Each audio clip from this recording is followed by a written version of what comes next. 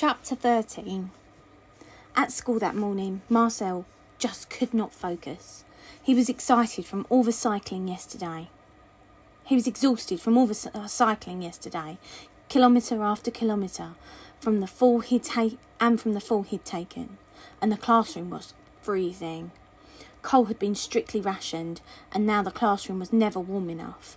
Some days it was so chilly that Mademoiselle Babineau let them keep their coats on. Maybe the school would be shut one day a week, and his little lie to Gwilym would turn out not to be a lie after all. He thought of Delphine and her family in the bakery wagon. They were on just the first leg of a long and dangerous journey. Would they be able to get through Port Vendres, or would they be discovered? And if they were, what would happen to Delphine and her family? And to Papa? Jews were not the only ones in danger. The people who helped them were too. "Wake up, Marcel," Mademoiselle Babineau said when he'd been drifting off. "You need to give us your attention." The class tittered, and Marcel felt his face go pink. This was going to be a long, long day. The clock hanging at the front of the classroom said 9:30. That meant even lunch was more than 2 hours away. Would the time ever go by? The hands on the clock seemed to be glued in place. Maybe it was broken.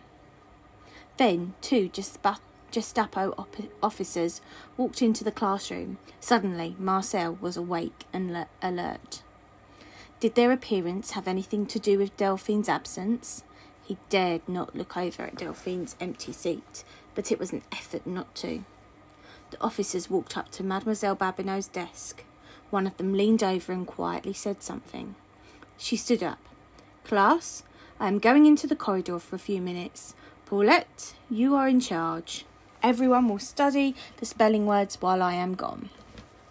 Marcel was so nervous that he couldn't grasp the words in his notebook. They just looked like nonsense and had no meaning. What were they saying out there? Was it about Delphine? Mademoiselle Babineau came back into the room. The officers were not with her, and Marcel felt his stomach unclench until he heard her next words.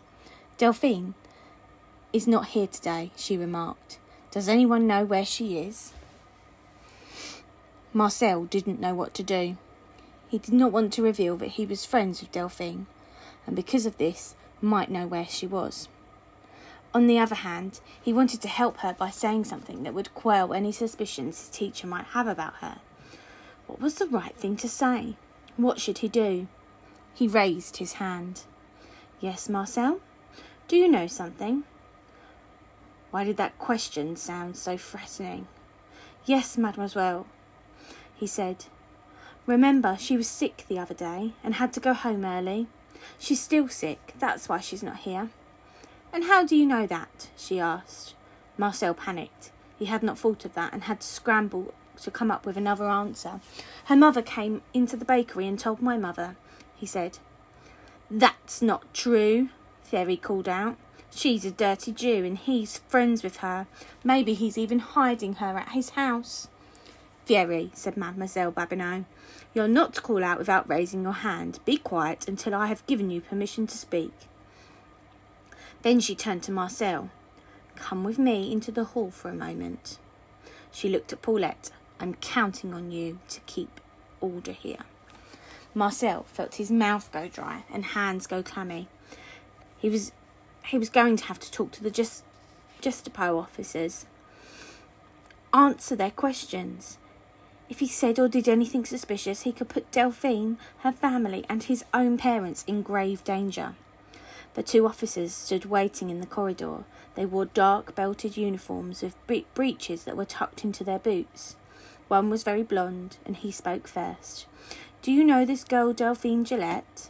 "Yes, sir." Marcel was so frightened the words came out as no more than a whisper. "Speak up," said the officer curtly. "I can't hear you." "Yes, sir," Marcel repeated. "Were you close friends with her? Did you know her family?" "I knew her at school," he said. That was true at least. "We've had a tip that she and her family were Jewish. Did you know this?" said the other officer sternly. Marcel thought this might have been the hardest, most scary moment of his whole life, even scarier than when the soldiers almost took the loaf of bread with the note concealed. He had to be brave and strong, like his parents, like his heroes in the Tour de France. He looked up at the officer. "No, sir," he said clearly. "I didn't." The officer looked unsure whether to believe him or not. He turned to Mademoiselle Babineau. "What's your sense here? Is he lying? Does he know something he's not telling us?" There was a long, horrible silence in which Mademoiselle Babineau said nothing. Marcel knew she liked him. He was a good student and never caused trouble like some of the other kids in class. But he also knew that she, like everyone, was frightened of the Gestapo. "Marcel is a good boy," she said finally. "If he says he didn't know about this family's true origins, I believe him." The two officers looked at him. Marcel made himself look back. The blonde officer looked away first. "All right then, we've been to their house and we'll pursue other leads. If you do find out anything," he said to Marcel, "you'd better come straight forward right away. Is that clear?" "Yes, sir," said Marcel. "You may return to your desk," said Mademoiselle Babineau. Before he turned to go, he noticed her hands were shaking. He understood. He went inside and sat down at his desk, flooded with relief. His legs were jelly. His stomach a storm-tossed sea. But for a moment, he was safe. The day stretched on. Every time there was a noise, Marcel's eyes went straight to the door. What if the Gestapo figured out he was lying and came back? What would happen then? Finally, the bell rang, announcing lunch. Marcel sat at a table in the lunchroom, surrounded by his usual group of friends. He mostly listened to the conversation around him, smiling or laughing when it seemed right to do that, and not adding very much of his own. Then Thierry came up to the table.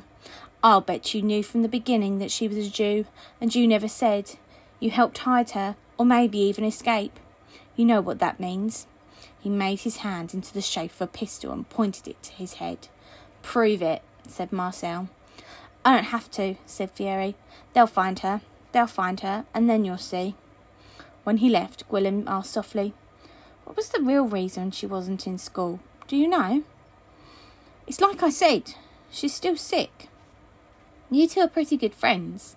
I saw you riding with her a couple of times." "So what if I did?" asked Marcel. Gwilym gave him a pitying look. "Do I have to spell it out for you?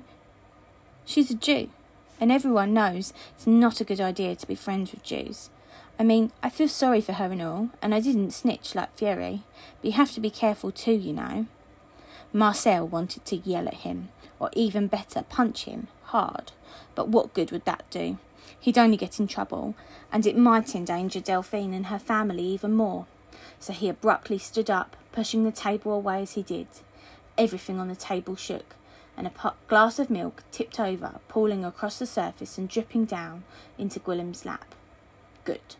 Hey, look what you did," fumed Gwilym. "You'd better come back and help clean up this mess." But Marcel had already walked away. He did not look back. Stay calm, he told himself. Just stay calm.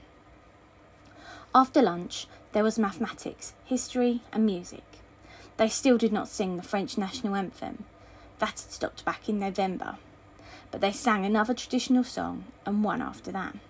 Finally, the seemingly endless day was over, and he rushed home as soon as he could. He told his mother what had happened in school with the Gestapo officers. "Mon Dieu!" she cried. "You must have been so frightened." "I was," he admitted. "But you didn't tell?" "No, I didn't." "You did a fine thing today," she said. "I'm proud of you, very proud, and Papa will be too." She gave Marcel a quick, tight hug. "Now what?" he asked his mother. "We wait for Papa to come back. That's all we can do." Waiting, thought Marcel, may have been the hardest thing of all. He felt so powerless. It was a terrible feeling, but eventually the afternoon faded to dusk. "Do you think they're all right?" he asked his mother for the 10th time as he set the table with only 2 plates for supper. Who knew when or if his father would be back? I'm praying that they are, she said. I gave him bread and a loaf of panda piece. I even baked some croissants this morning. Croissants? How did you do that? Marcel asked. Butter was in short supply, and the croissant recipe required a lot of it. I've been hoarding butter just in case I needed it for an emergency, so I mixed what I had with some margarine. Those German soldiers won't be able to tell the difference. That should help, said Marcel. The baked goods would distract attention from the other things and people in the wagon. Even a regular loaf of fresh bread would help buy a little goodwill from a soldier. Marcel and his mother sat down to eat. The food was in such short supply that they were finally very hungry at mealtime. His mother had managed to get a tiny bit of rabbit and made a stew with pieces of carrot in it. They ate every last bit of it. Then Marcel helped his mother by wiping down the table without even being asked.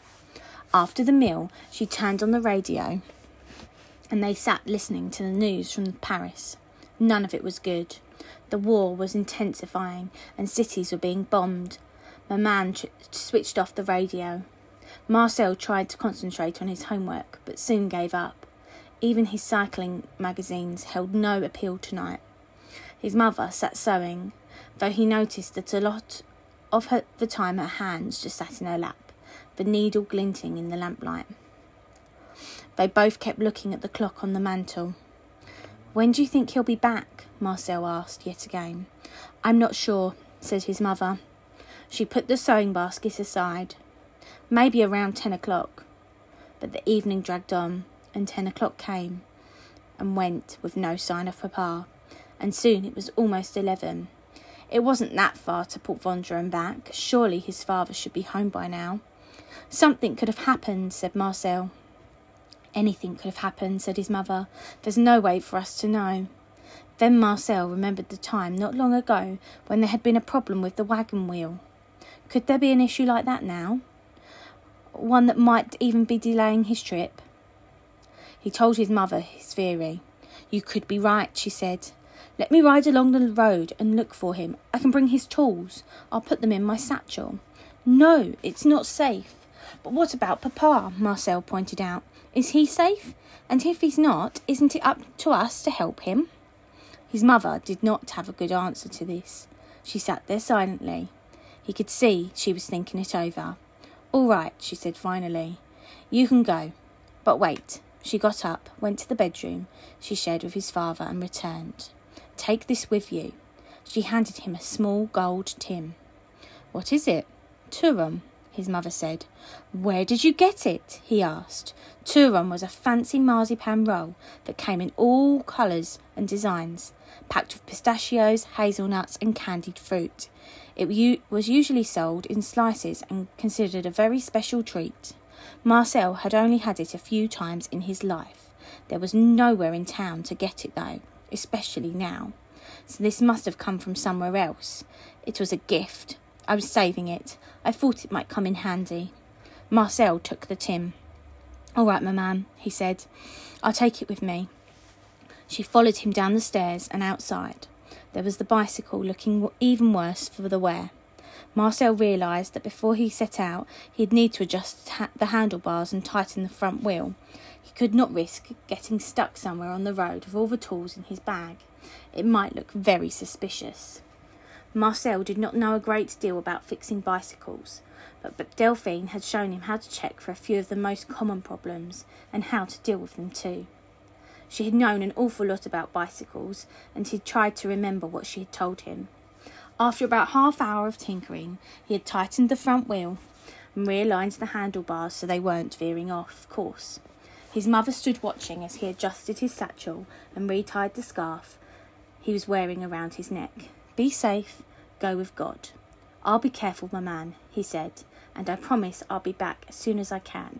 Then he set off in search of his father, who was still out somewhere alone and possibly stranded in the cold, dark night.